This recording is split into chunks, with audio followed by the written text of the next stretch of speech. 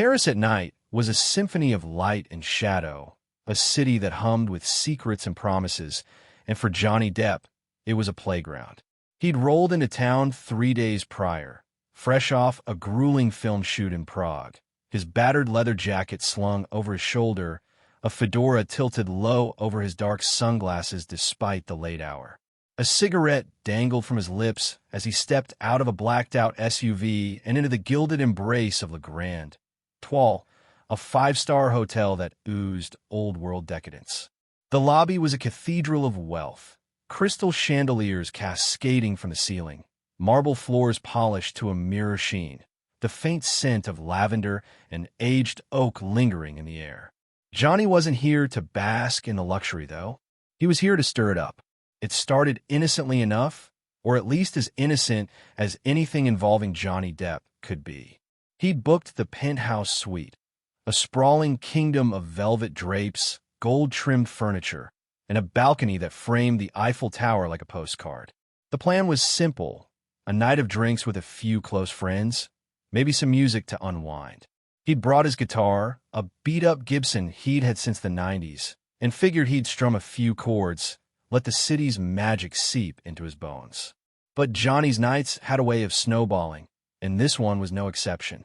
Word spread like wildfire through Paris's underground scene. Johnny Depp was in town, and he was throwing open the doors. By 11 p.m., the suite was a kaleidoscope of chaos.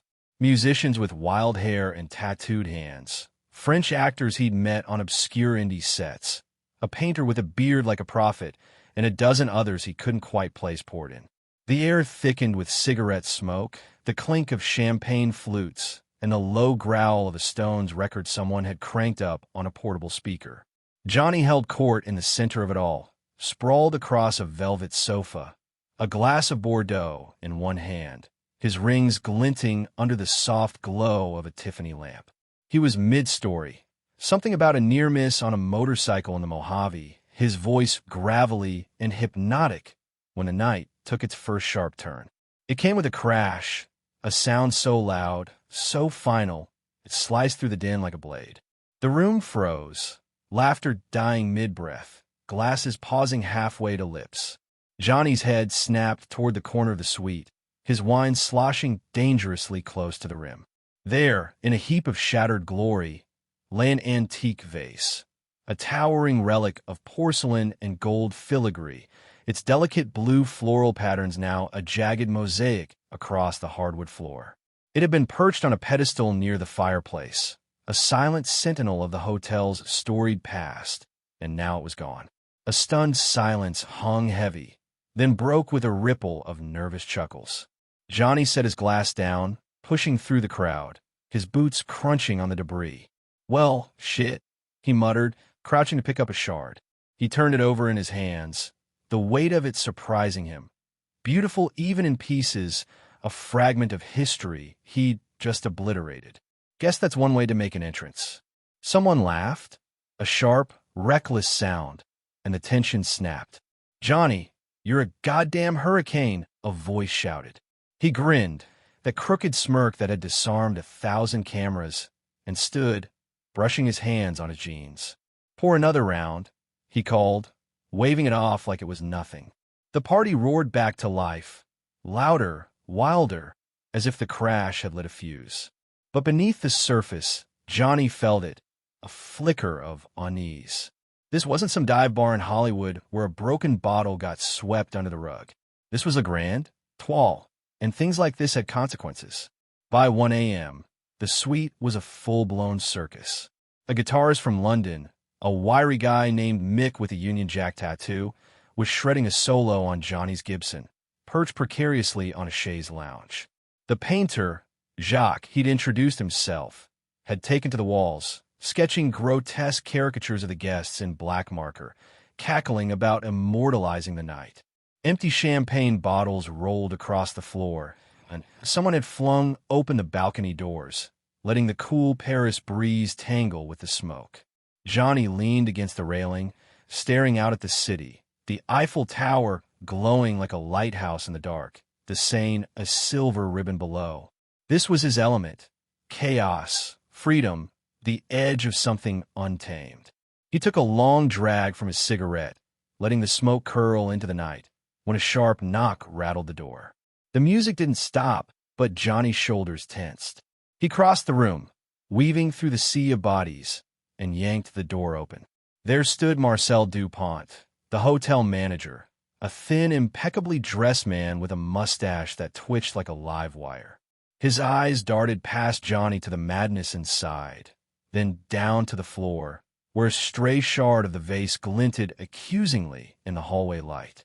"Monsieur Depp," Marcel began, his voice tight, each syllable dripping with disdain. "This is unacceptable." Johnny leaned against the doorframe, lighting a fresh cigarette with a flick of his Zippo. "Evening, Marcel." "Something wrong?" Marcel's face flushed a deep crimson. "Something wrong? You have turned my hotel into a rock and roll abomination. The noise, the mess, and that vase." He gestured wildly at the floor, his hand trembling. "That was a 17th century masterpiece, worth $150,000. Do you have any idea what you've done?" Johnny exhaled a slow plume of smoke, squinting at the man through the haze. "Heard the crash. My bad. Send me the bill." Marcel blinked, his mouth opening and closing like a fish out of water. "Send you the bill? This is not a bar tab, Monsieur Depp. This is a catastrophe. The disrespect, the destruction. I am calling the police." Johnny's grin faltered just for a heartbeat. "Police? Over a vase? Come on, man. Let's not make a movie out of this." "Make a movie?" Marcel's voice climbed an octave, quivering with righteous fury. "You have no respect for this establishment. You think because you're Johnny Depp, you can destroy whatever you please? Nah, this ends now." He fumbled for his phone, jabbing at it with a shaky finger, already muttering in French about vandalism and justice. Johnny stepped closer, his voice dropping low, a thread of steel beneath the calm. "Marcel, listen. I'll cover it. $150,000, $200,000, whatever it takes. No need to drag the cops into this." But Marcel was a man possessed, his pride wounded beyond repair. "Cover it? You cannot buy your way out of this. You shattered history." He turned on his heel, storming down the hall, phone pressed to his ear. Johnny watched him go, the cigarette burning down to his fingers. The party raged on behind him. Laughter, music, the clatter of glass. But Johnny felt the shift. This wasn't just a hiccup anymore. This was a storm. 15 minutes later, the police arrived. 2 officers pushed through the door, their dark uniforms stark against the suite's opulence, their boots thudding on the hardwood. The music stuttered, then died. Heads turned, eyes widened, the air thickening with a mix of curiosity and dread. Johnny stood by the balcony, arms crossed, his fedora casting a shadow over his face. The taller officer, broad-shouldered, with a jaw like granite and a stare that could cut glass, stepped forward. His badge read Leclerc. "Monsieur Depp," Leclerc said, his voice flat. "We've received a complaint. Noise, property damage. Care to explain?" Johnny flicked his cigarette over the railing, watching it spiral into the night. "Had some friends over. Got loud. Broke a vase. I'll pay for it." Leclerc's eyes flicked to the wreckage, shards still scattered near the fireplace, a testament to the night's recklessness. "Loud? This is a 5-star hotel, not a concert hall. And that vase, $150,000, according to the manager. That's not a small mistake." Johnny tilted his head, meeting the man's gaze. Said, "I'd handle it. What's the problem?" The problem stormed back into the room. Marcel, trailing the second officer, a shorter man with a pinched face. Marcel's eyes gleamed with triumph, his suit slightly rumpled from his dramatic exit. "The problem, Monsieur Depp, is that you cannot simply pay and walk away. This is vandalism, disturbance of the peace. I demand justice." Johnny's jaw tightened. He didn't mind the cost. Money was just paper to him. But this sanctimonious little man, this pencil pusher with his puffed-up indignation, was starting to grate.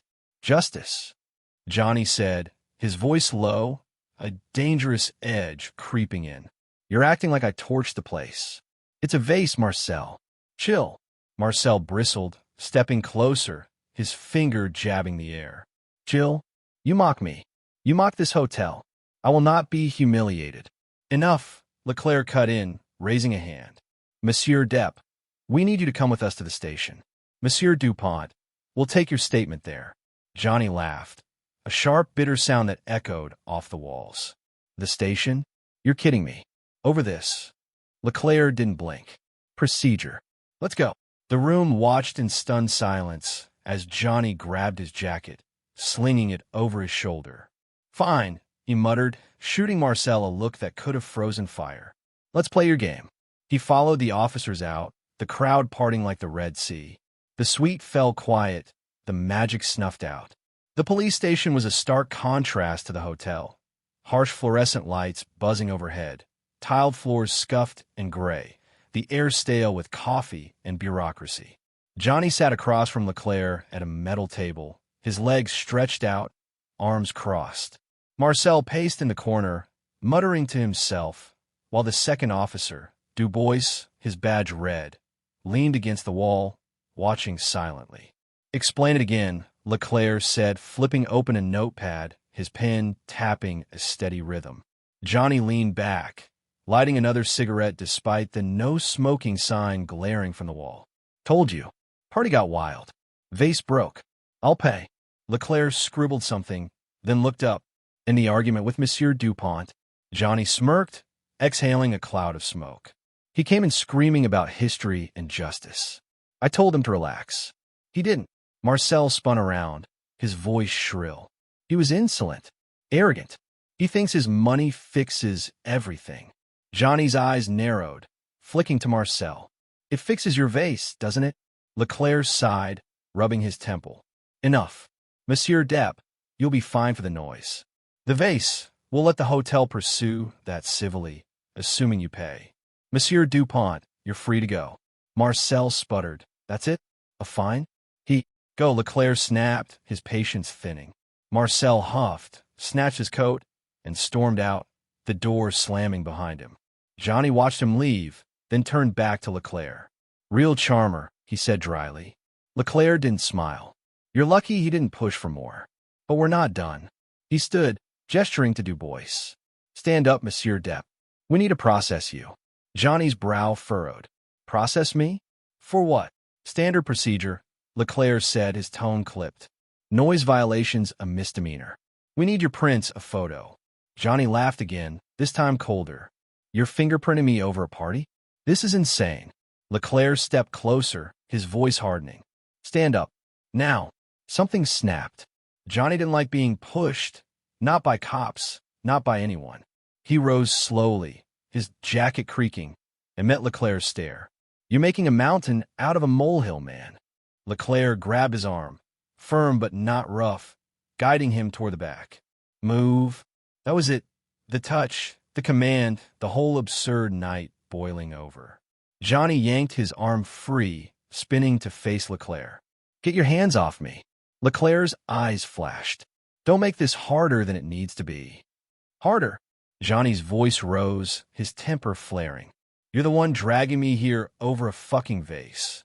He shoved Leclerc, not hard, just enough to make a point, his palm hitting the officer's chest. But Leclerc stumbled back, caught off guard, and the room exploded. Dubois lunged, grabbing Johnny's shoulder, while Leclerc regained his footing, his face darkening. That's assault, he barked, reaching for his cuffs. Johnny twisted, instinct kicking in, and swung, a wild, sloppy punch that caught Leclerc square in the jaw. The officer staggered, cursing, and Dubois tackled Johnny to the ground, pinning him against the cold tile. Stay down, Dubois shouted, his knee pressing into Johnny's back. Leclerc rubbed his jaw, glaring down at him, blood trickling from a split lip. Johnny's breath came in sharp bursts, his cheek pressed to the floor, the cigarette rolling away. Shit, he muttered, realizing too late what he'd done. The night had spiraled from a broken vase to a full-on brawl, and there was no turning back. They hauled him up, cuffs snapping around his wrists, and shoved him into a holding cell. The door clanged shut, the sound echoing in the empty space. Johnny slumped against the wall, his head throbbing, the taste of regret bitter on his tongue. He'd hit a cop. In Paris. Over a party. This wasn't just headlines now. This was trouble. Hours later, the sun was creeping over the horizon when they let him out. Leclerc stood by the desk, a bruise blooming on his jaw, his expression unreadable. "You're released," he said curtly. "Fine's doubled. Assault charge is pending. Your lawyer can deal with it." Johnny nodded, silent for once, and grabbed his jacket. The station was quiet, the air heavy with the weight of the night. He stepped outside, the morning chill biting at his skin, and lit a cigarette, the flame trembling in his hand. Paris stretched out before him, beautiful and indifferent, the Eiffel Tower a distant silhouette against the dawn. Back at Grand Étoile, the suite was a ghost town, cleaned up, sterile, the Vase's absence a glaring void. Johnny stood by the balcony, staring at the city, the headlines already buzzing in his mind. Johnny Depp smashes $150,000 Vase, attacks police in Paris meltdown. The story would grow. $150,000 would become $1 million.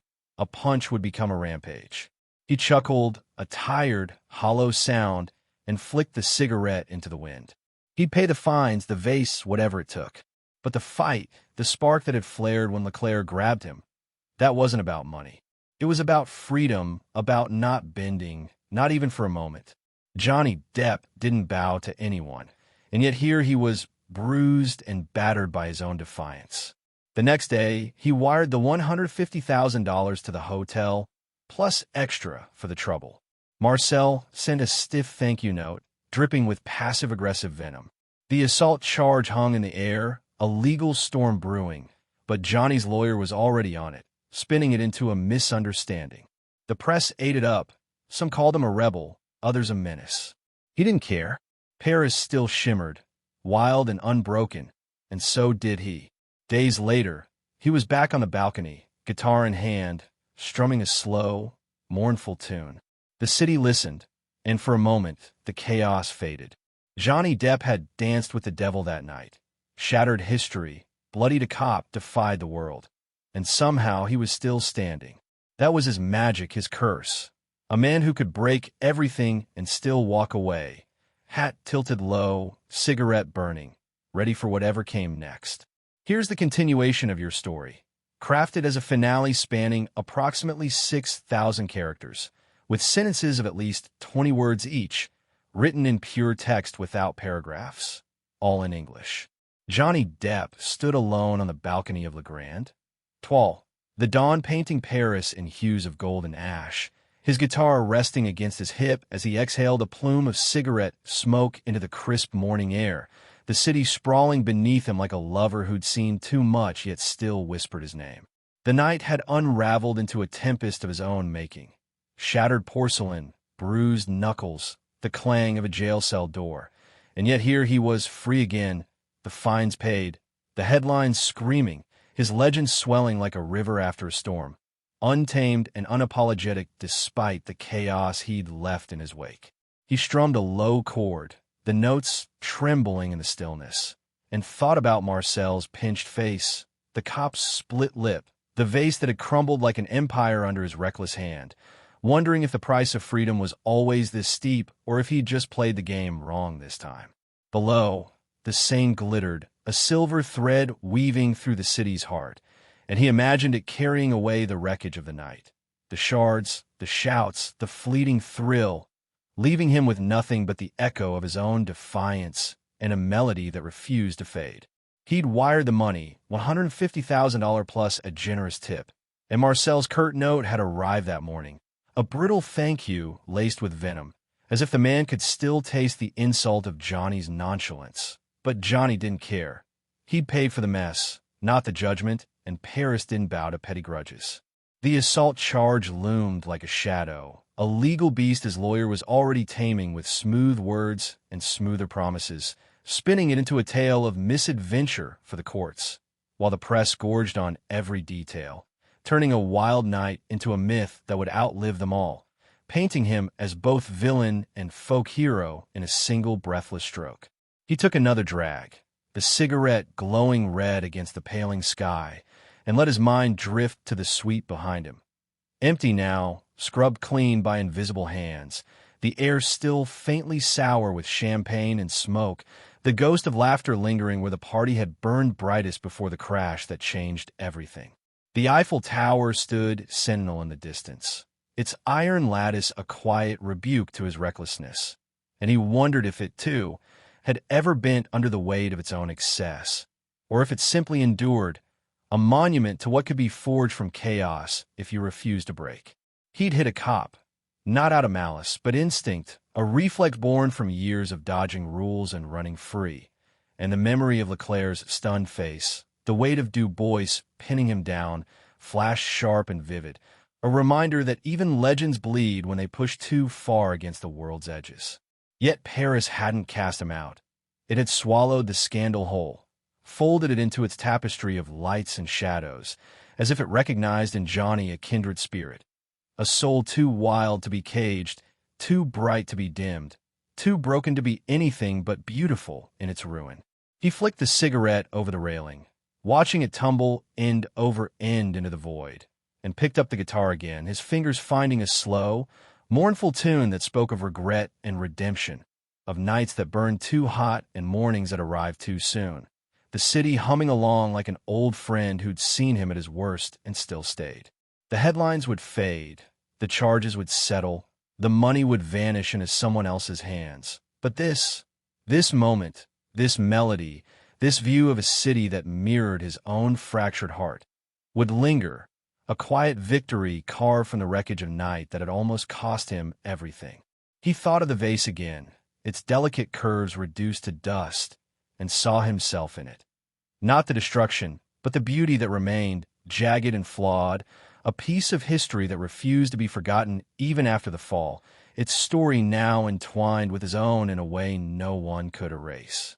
The sun climbed higher, bathing Paris in light, and Johnny's voice joined the guitar, rough and low, singing of freedom's cost, of battles won and lost, of a man who danced with the devil and walked away with scars he'd wear like medals, the city listening as if it understood every word.